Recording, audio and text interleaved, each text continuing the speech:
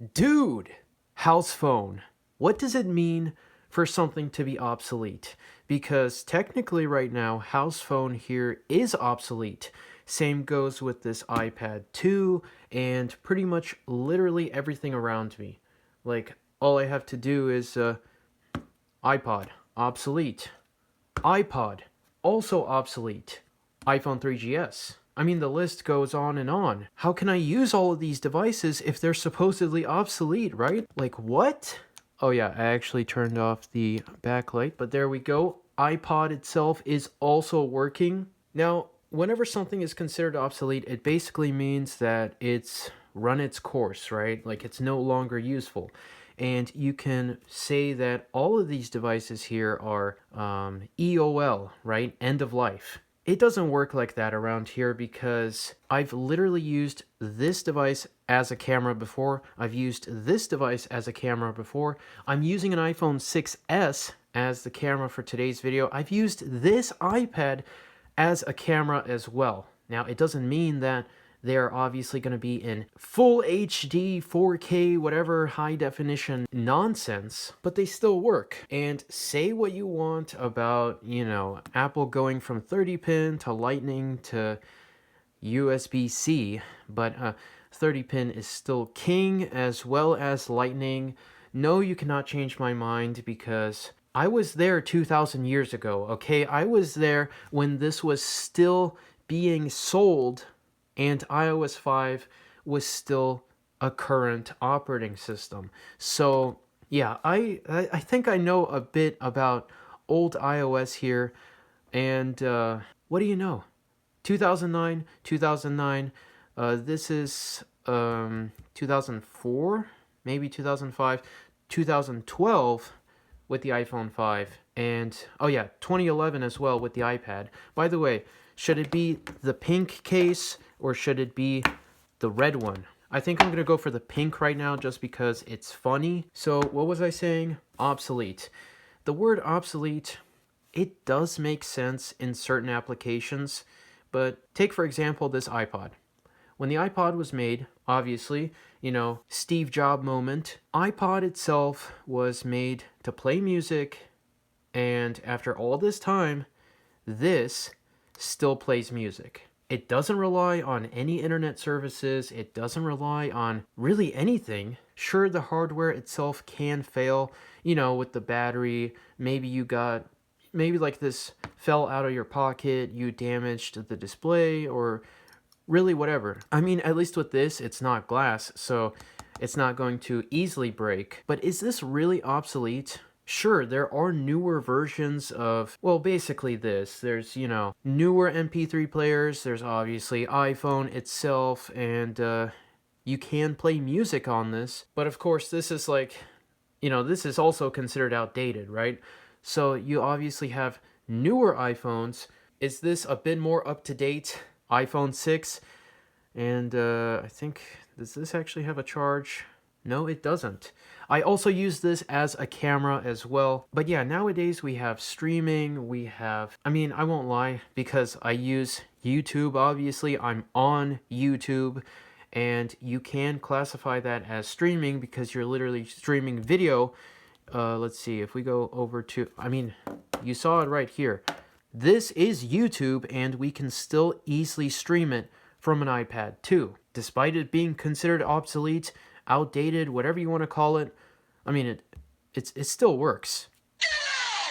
The word obsolete really doesn't make much sense because if you know what you have, sure, it's not going to be a permanent replacement, but if you know what you have, you can still make use of these devices, especially with the iPod. This is more popular than ever nowadays, and I only wish I had even more of these, but I've had this iPod for, you know what, I don't want to think about that because it's actually been a very long time, but I've used this for who knows how long, and it's always been rock solid.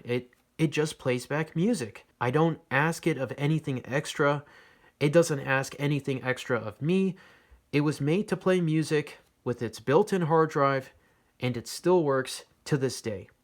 Same goes with the iPod Touch here. Now this is of course closer to iPhone because you have iOS, you have apps, You have, really, if you want to use something apart from the phone app, you can do that on this. However, with these older devices, you can technically say that they are obsolete, at least with the older iPhones, because 3G, depending on where you are, doesn't exist anymore. Now, you could probably still use it, and if 2G is still a thing, like if you have 2G cell networks, you could probably still use the phone app. Back when the iPhone itself still had a SIM tray, there's a lot of details that I can say about whether it being obsolete and not obsolete.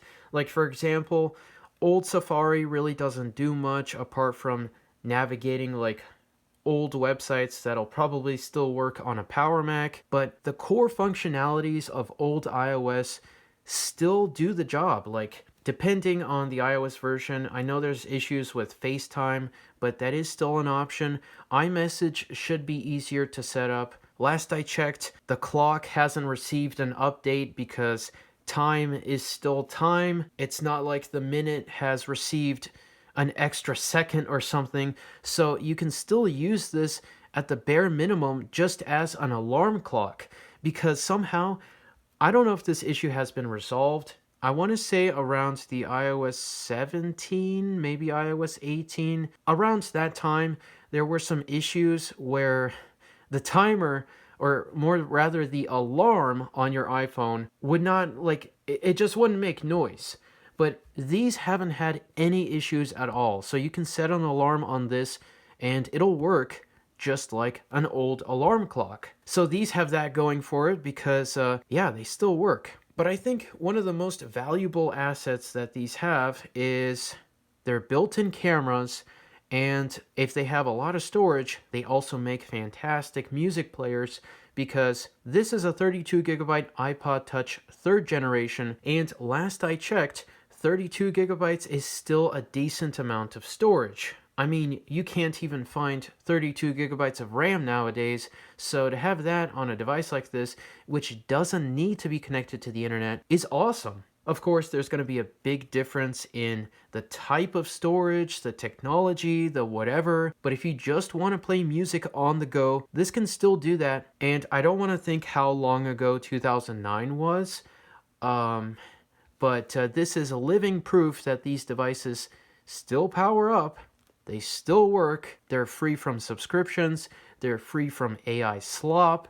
They're free from, really, it just brings you back to a simpler time when technology was still cool. New technology, I will say that, something like the Macintoshes with the M series chips, those are awesome. Like, in terms of what the hardware is capable of doing, and even with like the MacBook Neo, like an iPhone chip, this has the, what was it, A6 processor. That has the A18, and it's able to run macOS. I mean, it is impressive from a technical standpoint, but I mean, this version of iOS is still like, you just can't beat old macOS, old iOS, because, I mean, yeah, there's, I guess you could say the nostalgia factor with the skeuomorphic design, and honestly, I actually don't mind, like, this is iOS 8, right?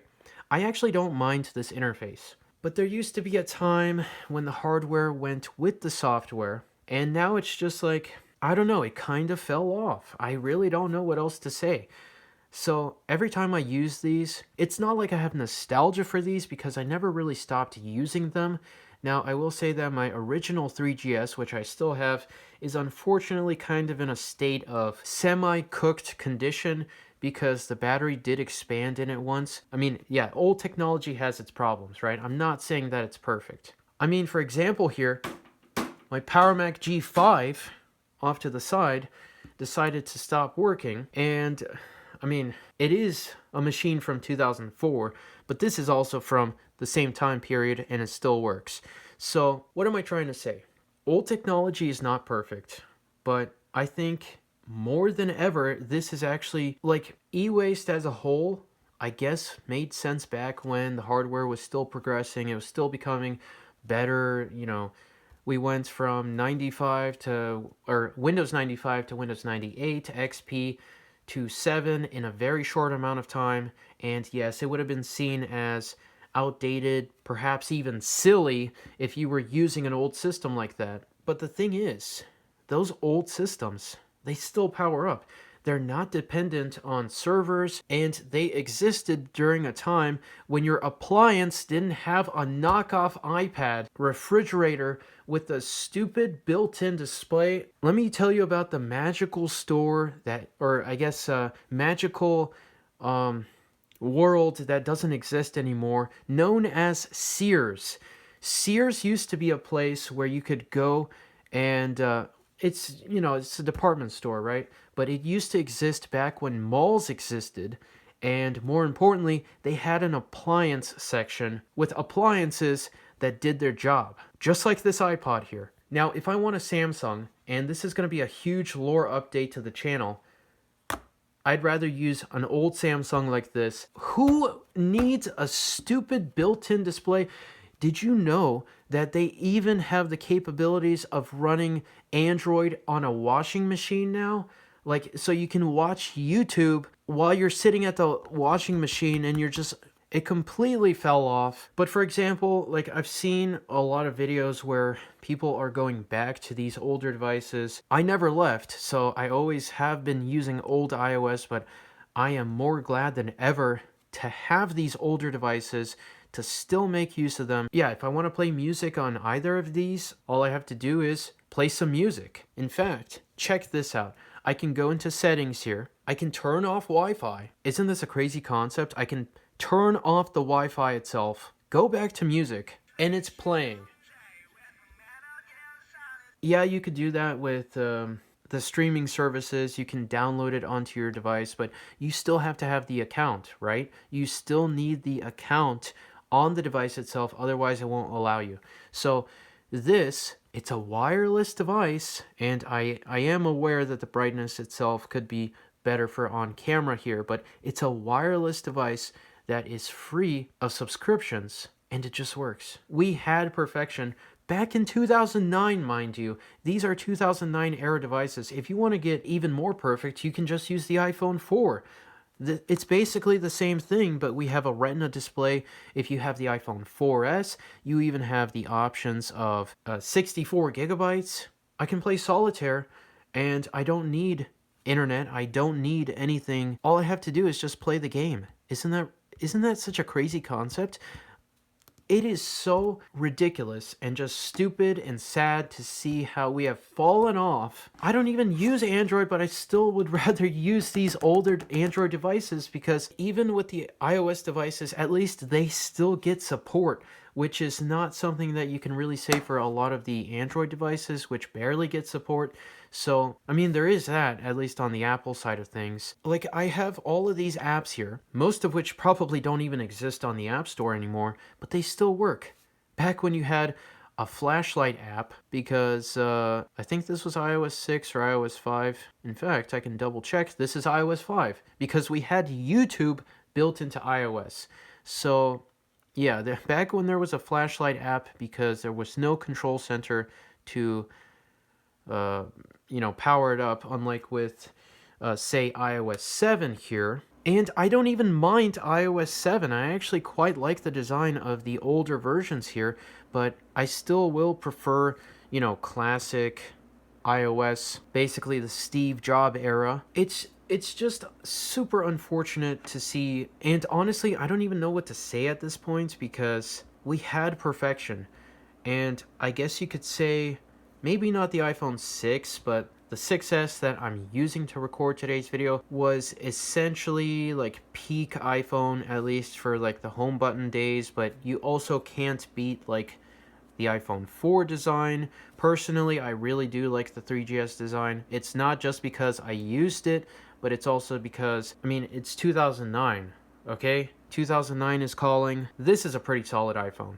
I really miss the days of when the camera was just, it's part of the housing. Have you noticed that none of these devices actually like wobble? Like, this is stable, this is flat, it's not going anywhere. Isn't that a crazy concept? Steve wanted this to be perfect because it's still perfect to this day. This is a device from 2010 and it still holds up. That just shows you how good these are. Honestly, I'm not even sure what this video turned into. It was basically just kind of a modern slop tech rant, modern tech bad, old tech good, but I'm not even saying like, obviously these are not going to be a permanent replacement for your main daily driver, but we have gotten to the point where people are deciding to use these again because you literally cannot find anything like this nowadays, at least with the same build quality, because even an old iPhone like this still makes for a fantastic iPod Touch. I mean, even just a regular iPod Touch is fantastic for that. But the advantage of these older iPhones, especially with something like the iPhone 4, all you gotta do is remove these two screws,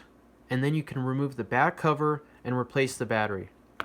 And check out that phone interface. Obviously, it's not really going to work in today's era of no 3G connectivity, but you can still use this to write notes. Like I said, you can sideload apps, games. A lot of cool apps existed for this that don't exist anymore.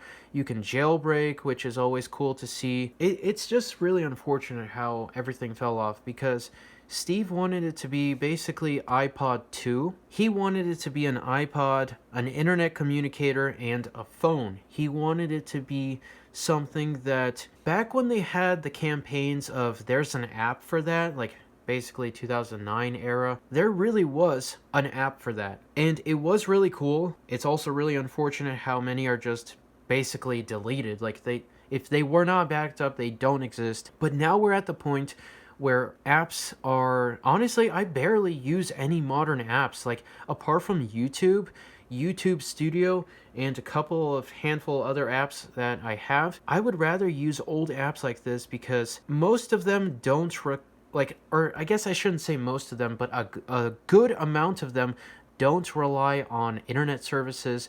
They all work locally on the device itself. You can have Wi-Fi off, and it just works. Back when I had the 3GS, 16 gigabytes, like, that was peak. If you had 16 gigabytes on your iPhone, that was amazing.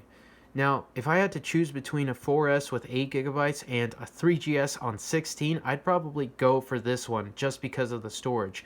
And you can actually still do a lot with 8 gigabytes on old iOS, but 16, that's like, whoa. Not only can you have a lot of photos, videos, apps, games, you can also have music. Like, there's a lot of potential with these older devices. And the best part about these older, like, iOS 6 and before era devices, these don't have any sort of iCloud lock. iCloud is unfortunate, but I'm not even going to talk about it. We all know what activation lock is, but if you have a functioning device, even if you have an iCloud locked device, because these are so old, they don't have like any parts pairing. If you have a good condition locked iPhone, but you have a working motherboard, all you have to do is swap over the motherboard and it works. If I had to choose, probably like the iPhone 7 would be the newest that you could realistically easily repair. Once you get over to like the reintroduction of the back housing being glass, it gets a bit more difficult. But ultimately, this era is gone, but it's not forgotten. It's not forgotten by me because I always use it on a regular basis. Why would I get a separate camera for my channel when I can easily make use of these devices here? Use the cameras. Oh yeah, the cameras themselves also don't have like any AI upscaling, image processing. Starting with the iPhone 4, HDR was an option. Guess what? You can go into the settings and you can turn it off. Like, check this out. So if you go into the photo or in the camera app, there's an option for HDR. And the nice part about this is that it still keeps the original photo alongside the HDR option. So if you don't like the HDR version for some reason, well, guess what? You still have the original one right next to it. Now, of course, I think the new iPhones still have the same thing going on, but the camera itself, like what you see, is what you get on these older devices. Right now, what you see is what you get. There is no upscaling, sharpening, image, whatever resolution. HDR is a toggle that you can turn on and off directly. They actually make for pretty good point and shoot cameras because, I mean, they just work. What else do I really have to say? Now, if you don't have 30-pin connectors, sorry, that's a skill issue, but no, seriously. 30-pin is actually a pretty cool connector. I know that it wasn't the most beloved connector of all time, but I actually do quite like using it. Same goes for lightning. And I feel like I've gone on into a bunch of different topics here, but the point is that what I'm trying to say is that if something is considered obsolete, most of the time, it's just because it's old. It's not because it's lost functionality. Now, in some cases, they have, like I said, without 3G networks, these cannot be used as phones anymore, unless you set up your own 3G network, which is also a possibility. Like even something as simple as fixing YouTube, that is still possible on old iOS. But if you want to go even more simple, just use the music app. You can have the music that you own, like no streaming. You just own it on the iPod itself. No advertisements, no nothing. And because these are still, this was a flagship device back in the day. It's 2010 technology, but if you go into, now this is iOS 5, so it's different compared to obviously iOS 8, but within general here, you have Bluetooth. So even if you do want to use Bluetooth devices, you have that option with the iPhone 4. Now, I can say the same thing for like my Power Mac systems, old Windows PCs. They're obviously not obsolete because I can still find use within them.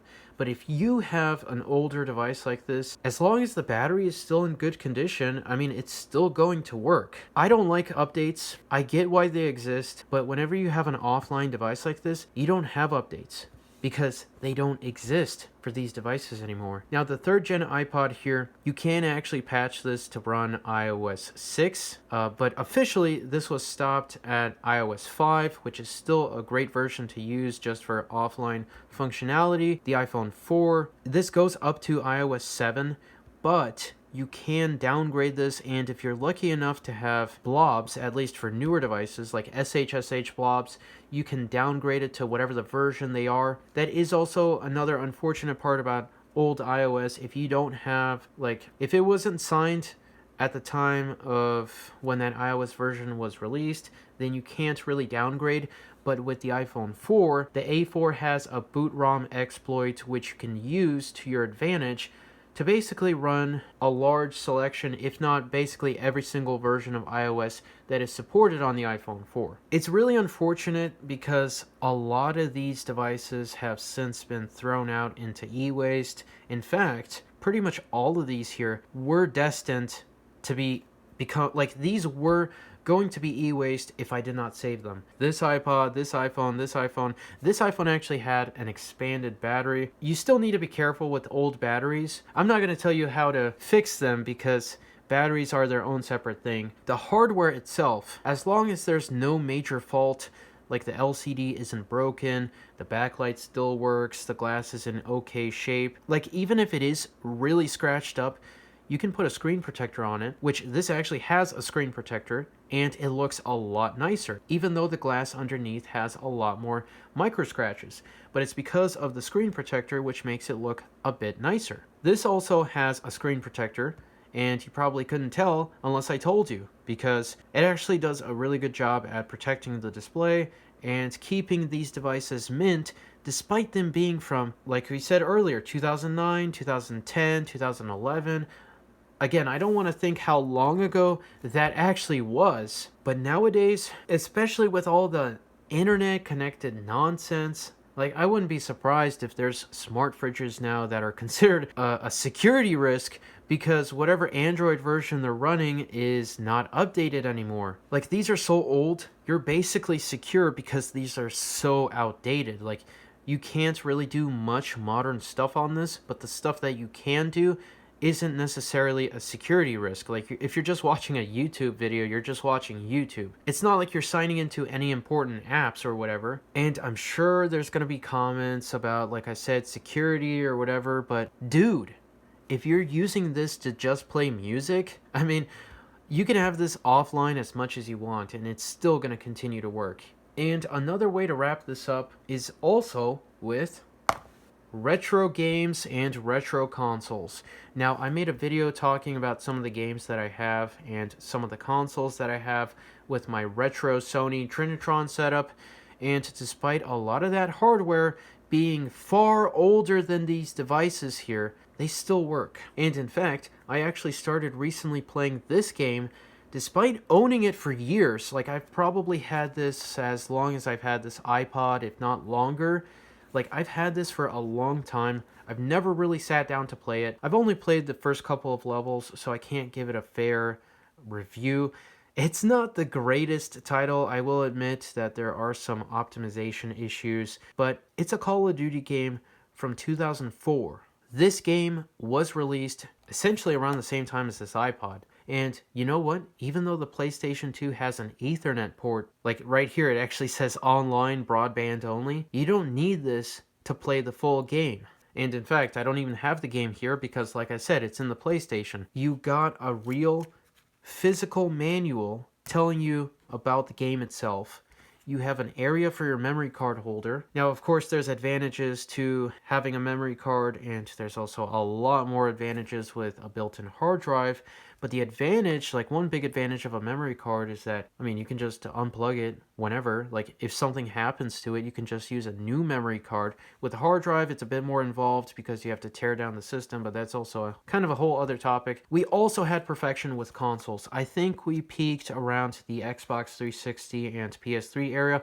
Now, I cannot really say that much about PS4 and Xbox One. They still have physical drives to use for physical games, but it was really the era where it started becoming more like online only, or not necessarily online only, but you know what I mean, where there's more updates to the games. But the thing I love about these older games here is that it just works. The whole game is on the DVD. The game itself plays in the first place. I don't need an account. I don't need the internet. You put the game in the PlayStation and it plays. It's in the name. It plays because it's a station where you play the game. So, yeah. Now, I'm not trying to be DankPods 2 or anything, but he has also made similar points where, you know, offline only, use what you have, not specifically on internet services or ridiculous things like that. I was doing this way before he ever shared his thoughts on it. Like I said, I mean, I never stopped using these older iOS devices, and in fact, I've only increased in like how much I use them because I really do enjoy using them as cameras.